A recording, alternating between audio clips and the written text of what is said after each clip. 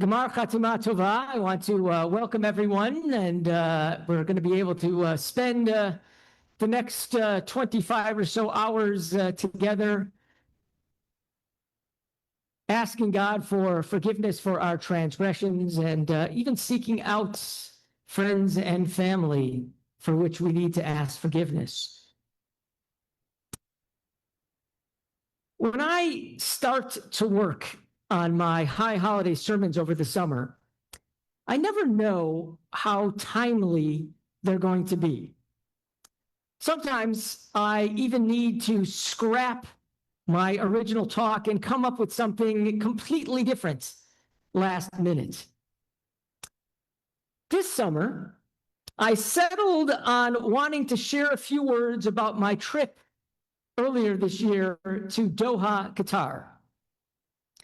Little did I know that just a couple weeks before Yom Kippur, Israel was going to take the audacious step of carrying out an assassination attempt on the leaders of the Hamas terrorist organization in the middle of Doha.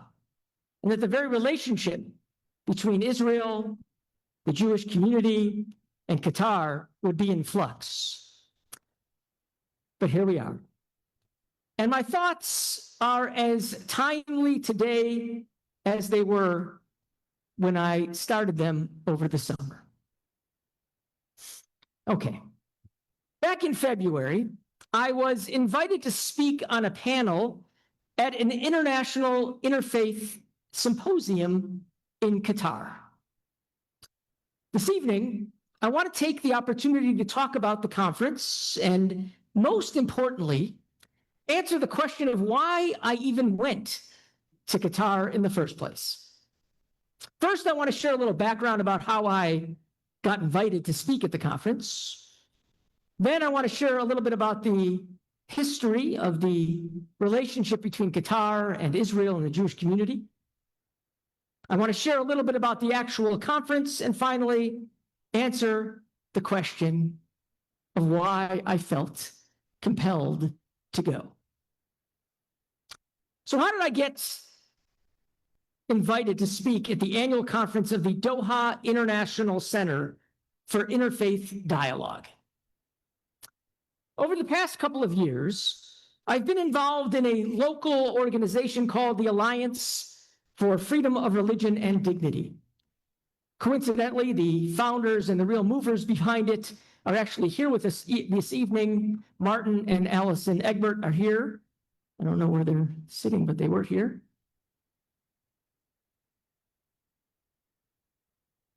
We put on 2 symposiums on the topic of freedom of religion, and the 3rd annual symposium is coming up in just a few weeks on October 30th at UNLV, and is open to everyone. Any attorneys can get CLE credits, so look out for that flyer. Last year, the keynote speakers at the conference were from an international organization known as the Multi-Faith Neighborhood Network. The founders of that organization, Rabbi David Saperstein, Pastor Bob Roberts, and Imam Mohammed Majid, came to speak about their work around the world, bringing together the leadership of different faiths for dialogue and fellowship. I had the opportunity to meet with them and learn more about that organization, and got involved with trying to bring them back to town to do a 2-day seminar with clergy of all faiths here in Las Vegas. Unfortunately, they weren't able to get enough clergy here to participate in that 2-day seminar, and it was canceled. More on that later. But the connection and the relationship was started. And it turns out that the Multi-Faith Neighborhood Network is closely involved with organizing the Doha Conference.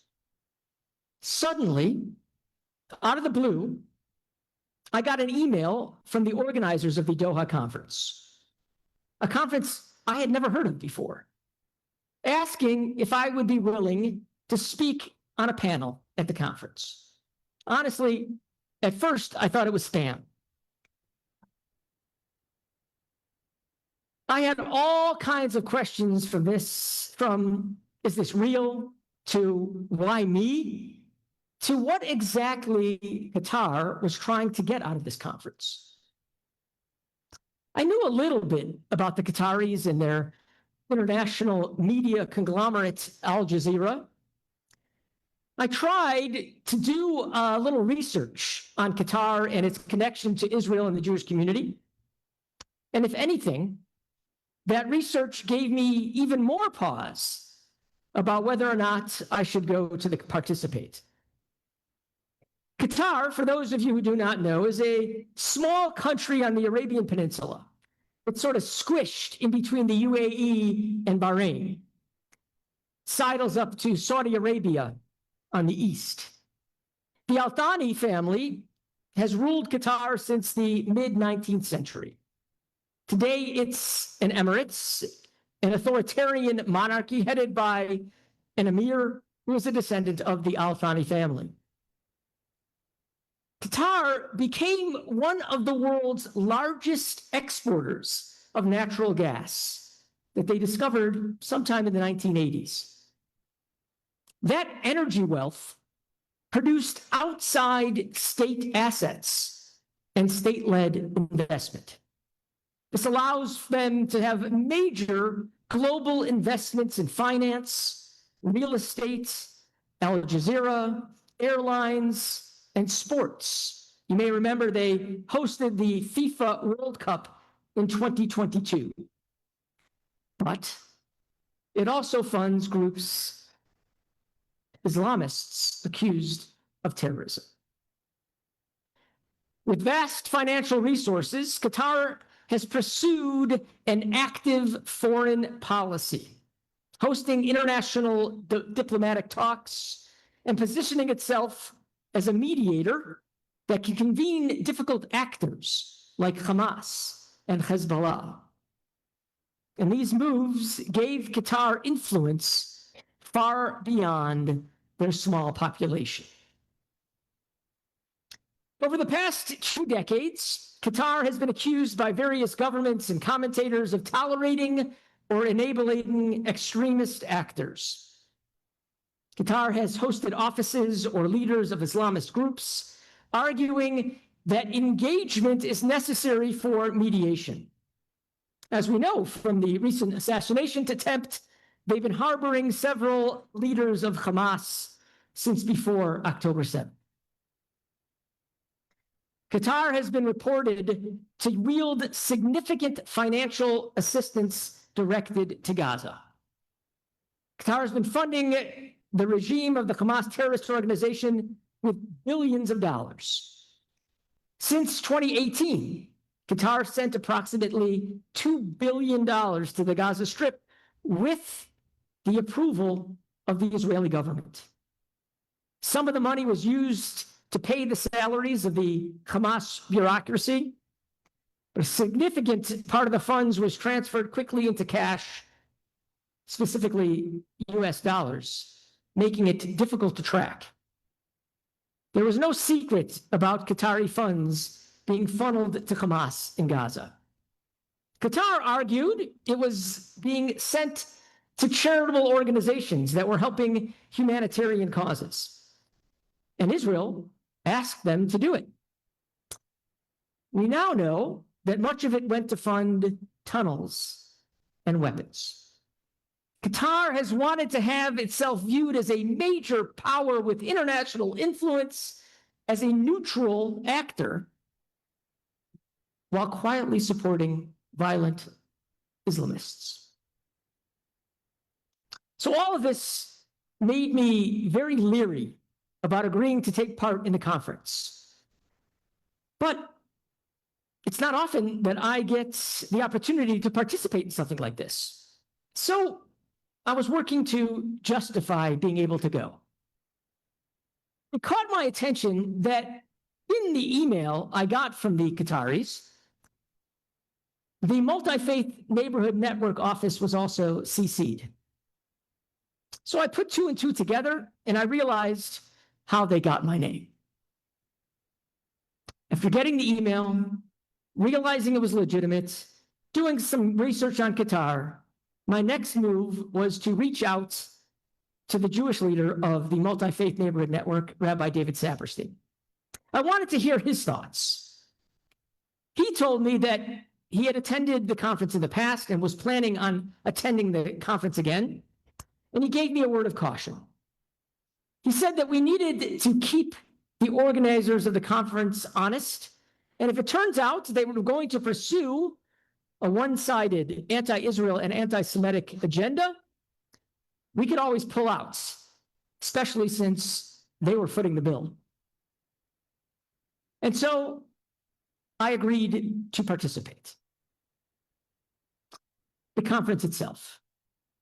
Along with myself, there were 5 other rabbis, one from Israel, although in the program it billed him as coming from New York, one from Austria, one from Tennessee, Rabbi Saperstein, and myself.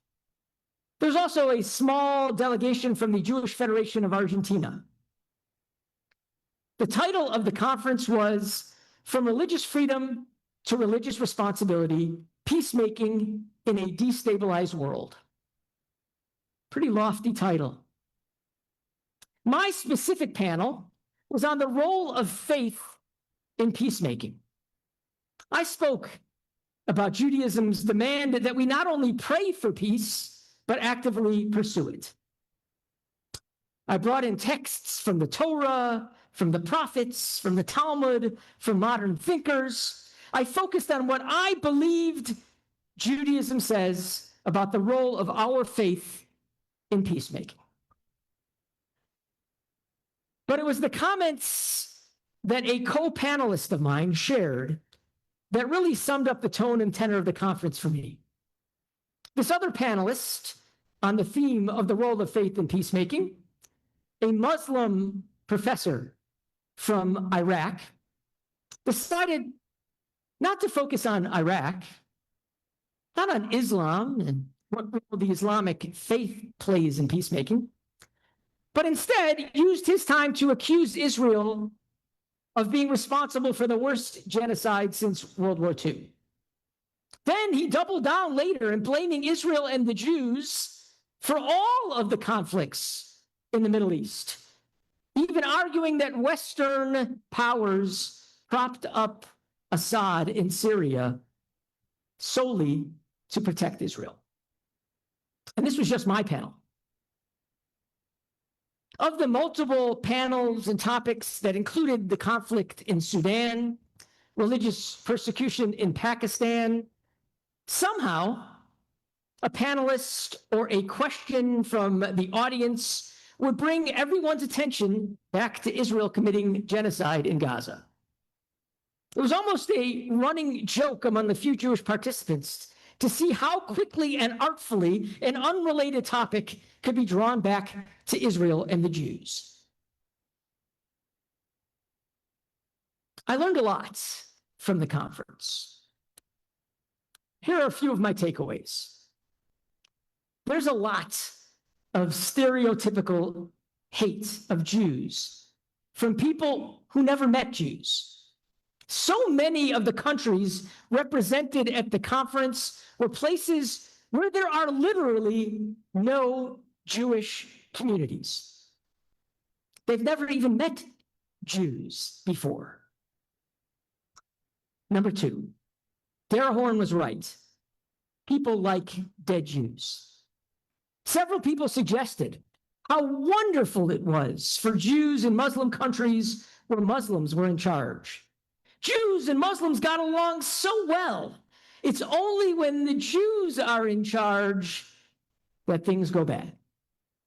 Ignoring the fact that Jews were held to second-class citizenship in Muslim countries and were systemically kicked out of most Muslim countries in the late 19th and earliest 20th century.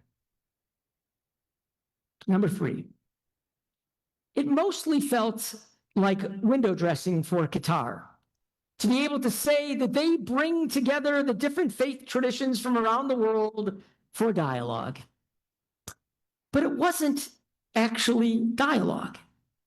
It was panels of speakers, but there was no time to talk to each other, minimal time for questions from the audience, and no attempt at networking or small group sessions that are often the heart of interfaith connections. And fourth, it was also important for me to see that we do have friends, even in Muslim communities, like an imam that I spoke to from Australia. For all the hate, there are many who came up to me and other members of the Jewish delegations to offer words of encouragement and support. So, after knowing everything I knew in advance and could really predict what was likely to happen at the conference itself, why did I still feel compelled to go? And it wasn't because of the business class ticket on Qatari Airlines. I went for several reasons. First and foremost, I learned how important it is for us to have a place at the table whenever Judaism and Israel are being discussed. As it was, even on the specific panel about Palestine, there was not one Jewish or Israeli voice on the panel. We cannot allow these discussions to happen without our voices being shared, even if we think they're not actually being heard. Secondly, it was helpful for me to put into perspective that there's a whole world out there with wars and conflicts where there are no Jews. There are whole countries of people who barely know Israel or Jews exist. Anti-Semitism and anti-Zionism are so in our face all the time that we assume that the whole world is focused on it and is against us. When in most cases, the people in these countries have never met a Jew or heard about Israel and know little about the events that took place on October 7th, other than what they have heard from biased sources. I was there because if not, the only information many of the representatives would get about Jews is from those that hate us. The last reason I went is because I was hoping it would lead to a breakthrough in dialogue with the Muslim community here in Las Vegas. Even before October 7th, I've had little contact with the imams or leaders in the Muslim community. And since October 7th, the void has only grown. I mentioned earlier that the Multi-Faith Neighborhood Network was trying to bring together clergy of all faiths here in Las Vegas for this 2-day seminar, but they couldn't do it. They're successful in bringing together Muslims, Hindus, and Christians in India, but we couldn't do it here in Las Vegas. I was hoping to meet people, perhaps with some influence, who could guide me. Sadly, we're still just working on it. The Multi-Faith Neighborhood Network is again attempting another short symposium in November here in Las Vegas, but I'm not sure if it will actually happen. As bleak as all this sounds, I actually walked away very hopeful. Hopeful that we can reach a place of dialogue and peace. Hopeful that people of all faiths can come together and focus on what we have in common and not on our differences. I'm hopeful that this new year, 5786, will usher in an era of peace in Israel, peace in the Middle East, and an end to many of the wars and conflicts that rage around the world. It has to start somewhere. It has to start with us talking together, face to face. Gamar Chatima Tova.